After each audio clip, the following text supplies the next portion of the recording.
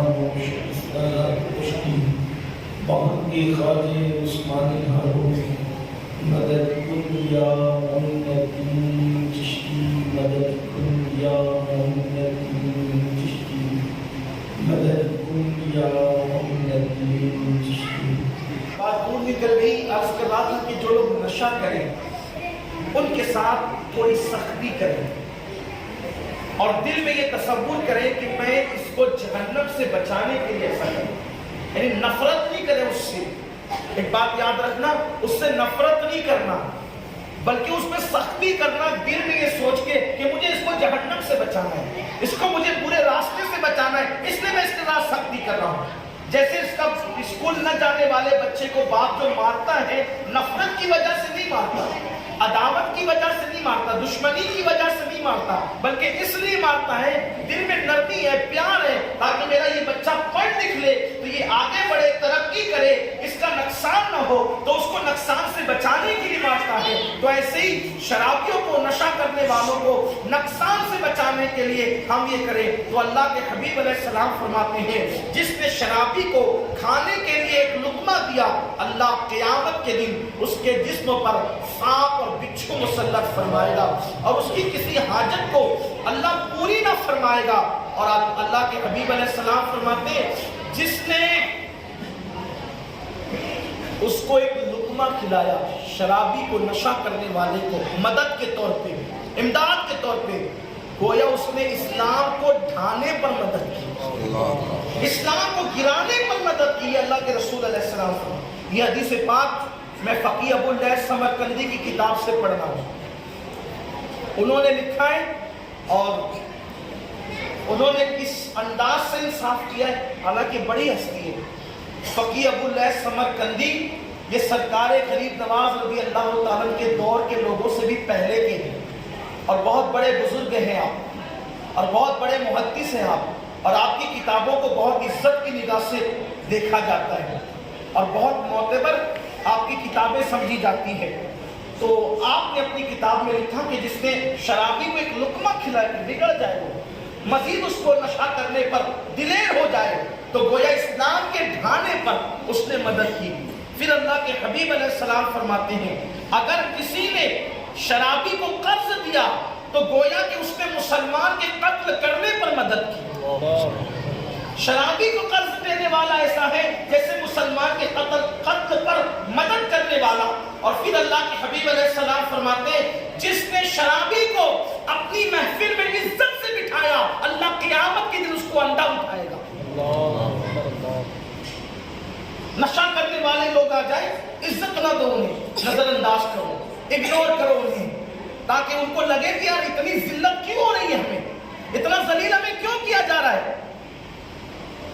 अगर तुमने उनको अपनी महफिलों में इज्जत से बिठाया, ये मान कर कि ये नशा करते हैं, आका फरमाते अल्लाह क़यामत के दिन तुम्हें अंडा उठाएगा।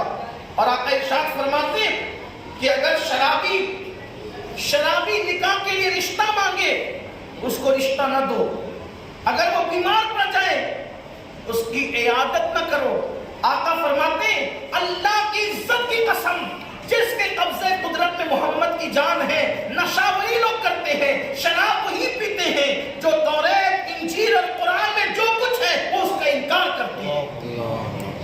अल्लाह के हबीब अलैहिस्सलाम ने फरमाया, जो मुनकिर है तौरात का, इंजील का, कुरान का, वही नशा करता है। اس کی تشریح میں بعض بزرگوں نے اتنا لکھ دیا ہے، جو نشے کو حلال سمجھ کر، شراب کو حلال سمجھ کر کے پیتا ہے۔ پھر میرے آقا علیہ السلام ارشاد فرماتے ہیں، جس نے شراب کو، نشے کو حلال جان کر پیا، محمد اس سے بری ہے۔ اللہ کے حبیب علیہ السلام نے یہ فرمایا۔ تو آج ہمارے سماج کے اندر نشہ عام ہو رہا ہے، ہمیں چاہیے اولاد کی تربیت بھی کریں، ہمیں چاہیے اپنی اولاد کو نشہ کرنے والوں کی صحبت سے روکیں، اس لیے کہ ہمارے سماج کے اندر یہ برائی پھیلتی جا رہی ہے۔ جس نے شرابی کو ایک لقمہ کھانے کے لیے دیا، جس نے شرابی کو، نشہ کرنے والے کو ایک لقمہ کھانے کے لیے دیا، تو اللہ کے حبیب علیہ السلام فرماتے ہیں اللہ اس لقمہ کھلانے والے کے جسم پر سانپ اور بچھو مسلط فرمائے گا۔ قیامت کے دن اس کے جسم پر سانپ اور بچھو اللہ مسلط فرمائے گا، اور اللہ اس کی کوئی حاجت پوری نہیں فرمائے گا۔ یعنی اگر نشہ کرنے والا بھیک مانگ رہا ہے، مت دو اس کو، کھانا مانگ رہا ہے اس کو مت دو کھانا، اس کا بائیکاٹ کرو۔ جب پیٹ میں بھوک پڑے گی سدھرے گا، اور اس کو سدھارنے کی نیت سے نہیں دو گے نا، تو انشاءاللہ اس پر بھی آپ کو ثواب ملے گا۔ آج تو ہمارے مالیگاؤں کا حال یہ ہو گیا ہے، یہ جو آگرہ روڈ پر، گدوائی روڈ پر، بازاروں کے اندر، مچھلی بازار میں اور دیگر بڑے بڑے علاقوں کے اندر چھوٹے چھوٹے بچے جو بھیک مانگتے ہیں، انہیں بھیک نہ دی جائے، اس لیے کہ یہ بھیک کیوں مانگ رہے ہیں؟ ان کے ماں باپ نے ان کو بھیک مانگنے کے لیے بھیجا ہے، اور یہ بھیک مانگ کے دن بھر کما کے لے جاتے ہیں، اور ان کا باپ بیٹھ کر کے وہاں جوئے میں اڑا دیتا ہے، نشے میں اڑا دیتا ہے۔ تم اپنی محنت کی اور حلال کی کمائی کو اس طریقے سے ضائع مت کرو۔ بھیک کس کو دے یہ بھی تو سیکھو۔ بھیک ایک صدقہ ہے جو ہم کسی کو مدد کے لیے دیتے ہیں۔ آج میں آپ سے یہ دل کی بات کہنا چاہتا ہوں، بھیک ایک صدقہ ہے، ہم مدد کے لیے دیتے ہیں، نفلی صدقہ، اور نفلی صدقہ آپ کسی کو بھی دے سکتے ہیں۔ آپ اپنے پیسے سے جوئے کو فروغ کیوں دے رہے ہو؟ آپ اپنے پیسے سے نشے کو فروغ کیوں دے رہے ہو؟ ان چھوٹے چھوٹے بچوں کو بھیک مت دو، بلکہ اگر بھیک دے رہے ہو، آپ ان کو بھیک مانگنے پر، بھکاری بنانے پر مدد کر رہے ہو۔ آپ کو بچوں کو کہنا چاہیے کہ آپ کام کریں یا پڑھائی کریں۔ یہ بچہ اگر آج بھکاری بن گیا، آج 10 سال کا بچہ یہ بھکاری بنے گا، 5 سال کا بچہ یہ بھکاری بنے گا، اگر وہ 70 سال تک کے جیتا ہے تو 60 سال کے لیے آپ نے اس کو بھکاری بنا دیا۔ آپ نے اس کو بھیک نہیں دینا، آپ کوئی گنہگار نہیں ہوں گے۔ خود اللہ کے رسول علیہ السلام نے بھی ایسا کیا ہے۔ آپ یہ نہ سمجھیں کہ میں اسلام کے خلاف کوئی بات کرنے بیٹھا ہوں، اس لیے کہ آپ کی بھیک کا مس یوز ہو رہا ہے۔ اللہ کے رسول نے بھی کسی مانگنے والے کو روکا، اس لیے کہ حضور کی یہ خواہش تھی، حضور کی یہ چاہت تھی کہ میرا کوئی امتی مانگنے والا نہ ہو، میرا ہر امتی دینے والا ہو۔ حضور اپنی قوم کو دینے والا دیکھنا چاہتے تھے، مانگنے والا نہیں۔ مشہور روایت ہے، بہت مشہور ہے، کہ ایک جوان آیا اللہ کے رسول کے پاس صلی اللہ علیہ وسلم، میرے آقا علیہ السلام کے پاس ایک جوان آیا اور اس نے عرض کیا، رسول اللہ میرے بچے بھوکے، مجھے بھیک عطا کریں۔ وہ تو آئے تھے سب کو دینے کے لیے، شان یہ تھی، واہ کیا جود و کرم ہے، شہر کہاں تیرا، نہیں سنتا ہی نہیں مانگنے والا تیرا، دھارے چلتے ہیں عطا کے وہ ہے قطرہ تیرا، تارے کھلتے ہیں سخا کے وہ ہے ذرہ تیرا۔ کون دیتا ہے؟ دینے کو منہ چاہیے، دینے والا ہے سچا ہمارا نہیں۔ حضور تو آئے تھے دینے کے لیے، لیکن اس دن آنے والے کو دیکھا، اس نے کہا حضور میرے بچے بھوکے ہیں، چہرہ زرد پڑ چکا ہے، پھٹے پرانے کپڑے، حضور میرے بچے بھوکے ہیں۔ میرے کریم آقا نے کچھ دینے کی بجائے فرمایا، یہ بتا تو کیا کرنا جانتا ہے، کون سا ہنر تو جانتا ہے، تو کون سا ہنر جانتا ہے؟ حضور پوچھ رہے کون سا ہنر جانتا ہے؟ یعنی سنت یہ بھی ہے کہ کوئی مانگنے آئے تو اس کو کسی کام سے لگاؤ۔ یہاں تو پوری قوم کو بھکاری بنا رہے ہیں، پوری قوم کو بھکاری۔ شاہ جہاں کے دور تک ہم نے جو تاریخ پڑھی ہے، اگر وہ تاریخ صحیح ہے تو شاہجہاں کے دور تک ہندوستان کے اندر نہ کوئی بھکاری نظر آتا تھا نہ کوئی چور نظر آتا تھا۔ اگر نفلی صدقہ ہی دینا ہے آپ کو تو میں آپ سے یہ بات کہنا چاہتا ہوں، اپنے مسجد کے امام کو دیجیے، اپنے مسجد کے امام کو دیجیے، مدارس کے طلباء کو دیجیے، نیک اور متقی لوگوں کو دیجیے، اس لیے کہ نفلی صدقہ آپ کسی کو بھی دے سکتے ہیں۔